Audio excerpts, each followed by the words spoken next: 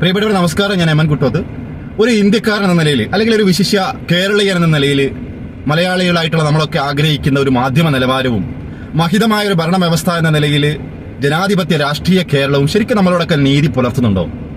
ഇതിന്റെയൊക്കെ ഒരു ശരാശരി പ്രകടനം എടുത്തു നോക്കിയാൽ അതൊട്ടും ഇല്ലെന്നതാണ് എനിക്ക് തോന്നുന്നത്. കാരണം ഇവിടുത്തെ ഓരോ മാധ്യമ പ്രവർത്തകന്റെയും രാഷ്ട്രീയ ചായ്വിനനുസരിച്ചും അവരവരുടെ വ്യക്തി താല്പര്യത്തിന്റെ പുറത്തും ഇതുപോലെ വാർത്തകൾ സൃഷ്ടിക്കപ്പെടുമ്പോൾ ജനാധിപത്യത്തിന്റെ നാലാം തൂണായി നമ്മളൊക്കെ കരുതിപ്പോരുന്ന ഈ മാധ്യമധർമ്മം ശരിക്കും വ്യഭിചരിക്കപ്പെടുക തന്നെയല്ലേ ചെയ്യുന്നത്? കാരണം ഇവിടെ ആരെന്ത് തന്നെ ഛർദ്ദിച്ചാലും ആ ഛർദ്ദി അപ്പടി അങ്ങോട്ട് വിഴുങ്ങി റേറ്റിംഗ് ഉണ്ടാക്കി ലാഭം കൊയ്യാമെന്ന് കരുതിപ്പോരുന്ന ഇത്തരത്തിലുള്ള മാധ്യമങ്ങളും അതുപോലെ തന്നെ ആരെ ചവിട്ടി ഒതുക്കിയും അപമാനിച്ചും തന്റെ നിലം സ്വന്തം ഭാഗം ഭംഗിയാക്കി ഭദ്രമാക്കി നിലം ഉറപ്പിക്കാൻ വേണ്ടിയിട്ട് കാണ്ടാമൃഗത്തിന്റെ തൊലിക്കട്ടിയുമായി കേരള ജനതയെ കഴുതകളാക്കിക്കൊണ്ട് നിരന്തരം പരിഹസിച്ചു പോരുന്ന രാഷ്ട്രീയ മാലിന്യങ്ങളെയും എന്തിനാണ് കൂട്ടരെ നമ്മൾ ഇങ്ങനെ നിരന്തരം സഹിക്കുന്നത്? ശരിക്കും എന്തൊരു ചോദ്യം തന്നെയല്ലേ? നാളിതുവരെ പൊതുസമൂഹത്തിന്റെ നാക്കും നിലപാടുമായി മാറി ഭരണകൂടത്തിന്റെ കൊള്ളരുതായ്മകളെ മുഖം നോക്കാതെ മുന്നിൽ നിന്ന് വിമർശിച്ചു പോരുന്ന ഒരു ചെറുപ്പക്കാരനെ ഇന്നെല്ലാവരും കൂടി കേരളം തന്നെ കണ്ടതിൽ ഏറ്റവും വലിയ ക്രിമിനലും വ്യഭിചാരിയും നിന്ദ്യനുമായി മുദ്രകുത്തുമ്പോൾ തൽക്കാലം അതിന് തലവെച്ചു കൊടുക്കാൻ മനസ്സിലെന്ന് തന്നെയാണ് നിലപാട്. മുഖ്യധാരാ മാധ്യമങ്ങൾ എല്ലാവരും ഒരേ സ്വരത്തിൽ ഇന്നയാളുടെ രക്തത്തിനു വേണ്ടി ദാഹിക്കുമ്പോൾ ഭൂരിപക്ഷ സമൂഹം പ്രത്യേകിച്ച് ഇവിടുത്തെ ഓൺലൈൻ മീഡിയകളെയും നവമാധ്യമങ്ങളെയും ഉപയോഗപ്പെടുത്തി ശക്തമായി പ്രതിരോധിക്കുന്ന സമാനതകളില്ലാത്ത കാഴ്ചയാണ് കേരളം ഇന്ന് കാണുന്നത്. ഇന്ന് ഞാൻ ഈ വീഡിയോ ചെയ്യുന്ന ആഗസ്റ്റ് 27, 2025 വരെ ഇതുവരെ ആയിട്ട് പോലും, അതായത് രാഹുൽ മാങ്കൂട്ടത്തിനെതിരെ ആരോപണമുയർന്ന് ഒരാഴ്ചയോട് അടുക്കുന്ന ഈ സമയത്ത് പോലും കേരളത്തിലെ ഒരു സ്ഥലത്തെ പോലീസ് സ്റ്റേഷനിൽ പോലും അദ്ദേഹത്തിനെതിരെ ഒരു പരാതി രജിസ്റ്റർ ചെയ്തിട്ടില്ല, ഒരു FIR രജിസ്റ്റർ ചെയ്യപ്പെട്ടിട്ടില്ല. ആ സാഹചര്യത്തിലാണ് ഞാൻ ഈ വീഡിയോ ചെയ്തതെന്ന് പ്രത്യേകം ഓർക്കുക. മനസ്സിലാക്കേണ്ടത്, ഒരവസരം കിട്ടിയാൽ എല്ലാ നിലക്കും രാഹുലിനെ പൊതുസമൂഹത്തിൽ തുണിയുരിഞ്ഞു നിർത്താൻ അത്യാഗ്രഹിക്കുന്ന CPIM ഭരണകക്ഷിക്കാണ് ഇവിടെ അധികാരമുണ്ട്, കോടികളുടെ പാർട്ടി ഫണ്ട് കയ്യിലിരിക്കുന്നുണ്ട്. ഇതൊക്കെ വെച്ചുകൊണ്ട് ഇരകൾ എന്ന് പറയുന്ന തിരശ്ശീലയ്ക്ക് പിറകിലിരിക്കുന്ന ആളുകളെ മുഖ്യധാരയിലേക്ക് കൊണ്ടുവന്ന് അവർക്ക് അർഹിക്കുന്ന നീതി വാങ്ങിച്ചു കൊടുക്കാൻ വളരെ എളുപ്പമാണ്. മാത്രമല്ല, രാഹുൽ എന്ന വ്യക്തിക്ക് അദ്ദേഹത്തിന്റെ സ്വന്തം പാർട്ടി തന്നെ യാതൊരുവിധ ദയാദാക്ഷിണ്യവും കാണിക്കാതെ പുറത്തേക്ക് വലിച്ചെറിഞ്ഞ ഒരു സാഹചര്യത്തിൽ, പ്രത്യേകിച്ചും അയാൾക്ക് ഇന്ന് വെറും ഒരു MLA എന്നുള്ള ഒരു ലേബൽ മാത്രമാണ് സ്വന്തമായിട്ടുള്ളത്.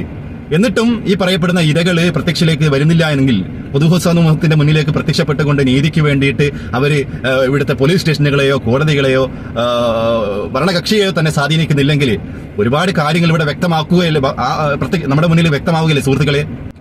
തന്റെ സ്വന്തം ഭാവി തന്നെ ചോദ്യചിഹ്നമാക്കിയ സുഹൃത്തുക്കൾ, എക്സ് സുഹൃത്തുക്കൾ എന്നൊക്കെ പരിചയപ്പെടുത്തി ഇടയ്ക്കിടെ ഇരവാദം പറഞ്ഞുകൊണ്ട് ഇപ്പോഴും തെരശ്ശീലക്ക് പിറകിൽ തുടരുന്ന ആളുകൾ, അതെന്തായാലും രാഹുൽ എന്ന വ്യക്തിയോട് നിലവിൽ ഈ സമയത്തും അവരിൽ അവശേഷിക്കുന്ന ഏതെങ്കിലും തരത്തിലുള്ള സ്നേഹമോ കരുതലോ കൊണ്ടല്ല ഇപ്പോഴും പരാതി കൊടുക്കാതെ മാറി നിൽക്കുന്നതെന്ന് തീർച്ചയായിട്ടും വ്യക്തമാണ്. പിന്നെ എന്തായിരിക്കും അടിമുടി ദുരൂഹതയായി ഇപ്പോഴും തുടരുന്ന അതൊക്കെ അവശേഷിക്കും പോലും അതൊന്നും ചർച്ച ചെയ്യാനോ അന്വേഷിക്കാനോ ഈ പറയപ്പെടുന്ന ക്രൂശിക്കുന്ന ആളുകൾക്ക് ഒട്ടും സമയമില്ല.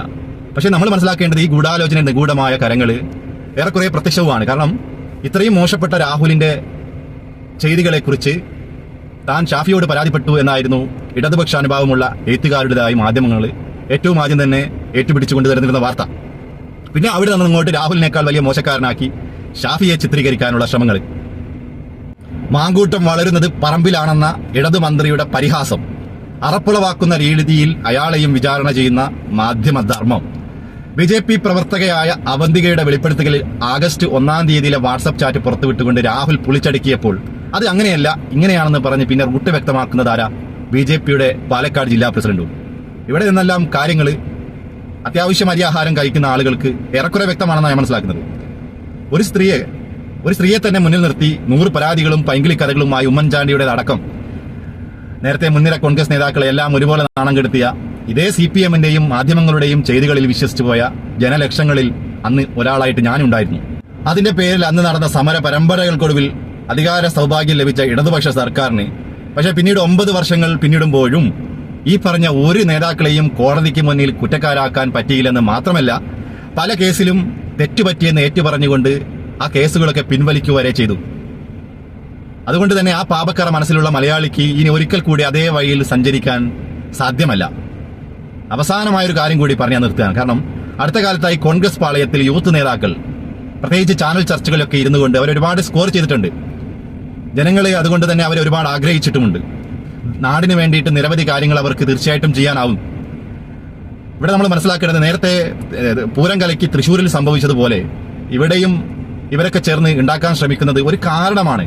മൂന്നാം തവണയും ഇടതുഭരണം സാധ്യമാക്കാനുള്ള കാരണങ്ങൾ മാത്രമേ ഇന്നവർക്ക് ആവശ്യമുള്ളൂ. വോട്ട് ചോരിക്കെതിരെ ഇനിയും ഒരക്ഷരം ഉരിയാടാനാവാത്ത കേരള മുഖ്യമന്ത്രിയും BJPയും പലതും മനസ്സിൽ കണ്ടുകൊണ്ട് തന്നെയാണ് കേരളത്തിൽ രാഷ്ട്രീയ കരുക്കൾ മുന്നോട്ട് നിൽക്കുന്നത്. എത്ര ഗുരുതരമായ ക്രിമിനൽ ആക്ടിവിറ്റിയുടെ പേരിലും ഒരു BJP നേതാവ് പോലും ശിക്ഷിക്കപ്പെടുന്നതെന്ന നിർബന്ധ ബുദ്ധി കൂടി, അതുമാത്രമല്ല പോലീസ് സേനയിലെ സംഘപരിവാർ വൽക്കരണമൊന്നും വെറുതെ ഉണ്ടാവുന്നതല്ല. ഇതൊക്കെ കണ്ടിട്ടും കാര്യങ്ങൾ ഇനിയും ഗ്രഹിക്കാത്ത കോൺഗ്രസ് പാർട്ടി കൂട്ടത്തിലെ ഇതുപോലുള്ള യുവ തുർക്കികളോട് നിരന്തരം പോരാട്ടം പ്രഖ്യാപിച്ചാൽ ഞാൻ പറയുന്നത് അവരൊക്കെ പുറത്തേക്ക് ഒരുമിച്ചിറങ്ങി വരണം. കോൺഗ്രസ് ആശയത്തിലൂടെ തന്നെ ഇവിടെ ഒരു പുതിയ പാർട്ടിയായി നിങ്ങൾ മാറിയാലും നാളെ അതിനെ ഏറ്റെടുക്കാൻ UDFന്റെ ഭാഗമാക്കാതിരിക്കാൻ ആർക്കുമാവില്ല. അപ്പൊ നേരിന് വേണ്ടിയിട്ട് ആത്മാർത്ഥമായിട്ട് നിരന്തരം പൊള്ളയില്ലാതെ ഇതുപോലെ സംസാരിക്കുന്ന ആളുകൾ ഭരണ പ്രതിപക്ഷ വ്യത്യാസമില്ലാതെ വേട്ടയാടിക്കൊണ്ടിരിക്കുമ്പോൾ അവർക്ക് കരുത്താവേണ്ടത് തീർച്ചയായിട്ടും ഈ നാടിന്റെ ശോഭനമായ ഭാവി ആഗ്രഹിക്കുന്ന ഓരോ പൗരന്റെയും ഉത്തരവാദിത്തമായിട്ട് മാറുകയാണ്. ഈ ഇരുണ്ട കാർമേഘങ്ങൾക്കൊടുവിൽ ഒരു തെളിഞ്ഞ ആഘോഷം തീർച്ചയായിട്ടും നമ്മെ കാത്തിരിക്കുന്നുണ്ട്.